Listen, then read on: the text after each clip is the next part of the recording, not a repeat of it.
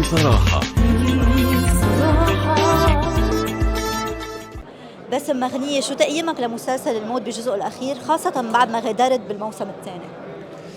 أنا ما بحب أيم بعادتي، لأنه ما بعتبر نفسي ناقد، بس أنا سعيد كتير بنجاح هذا العمل، وبعتبر نجاح العمل نجاح لإلي، لأنه أنا بعتبر حالي جزء من هذا العمل حتى لو ما كنت بالجزء الثالث، فكنت موجود بالجزء الأول والثاني، فأنا امتداد إذا بدك لهذا العمل. ف هنيت كل أصدقائي وكل الشباب اللي اشتغلوا فيه، لأنه عاملين حبكة رائعة من نادين للمخرج فيليب أسمر، إنتاج، عناصر أساسية اللي بتكون منها العمل الفني موجودة بهذا العمل، فبالتالي لازم يكون في نجاح. هل نجاح مسلسل الموت بهالشكل بيعطي دفع وأمل للصناعة اللبنانية وللممثل اللبناني؟ كل نجاح أي عمل لبناني هو نجاح لنا كلنا، بغض النظر إذا كنا رح نكون فيه ولا لا.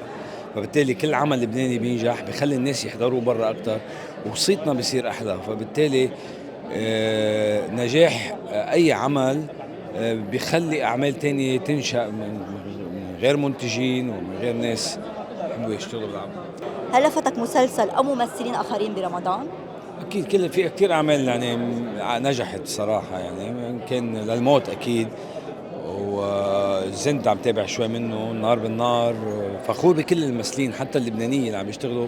ليه فخور عم بحكي عن اللبنانيين؟ لأنه في ناس هلأ بلشت تاخد فرصتها، وبحاجة الواحد ياخد فرصة ويكون عنده إذا بدك مساحة ليقدر يبرز بهالأعمال. فبالتالي سعيد بكل هالشباب اللي طلعت هلأ. هول الأعمال اللي أنا إذا بدك أكثر شيء تابعت شوي العربجي، كرمال باسم صديق لإلي وأنا بحبه كتير. نجاح كمان، سعيد بنجاحه باسم ياخور. وعم تابع شوي كمان العدد تابعت منه، لقيته انه خارج يعني عم بيغرد خارج السرب، وهذا شيء كتير مهم، انه قدر بموضوعات رمضان اللي لها علاقه بالمخدرات وبالقتل وكذا، طلع مسلسل هيك شوي لايت، اعطانا هيك نفحه امل. شو عم تحضر شي جديد؟ بعد رمضان ان شاء الله في شغلتين بحكي عنهم بوقتها، لانه بعدنا عم نحكي عنهم ان شاء الله.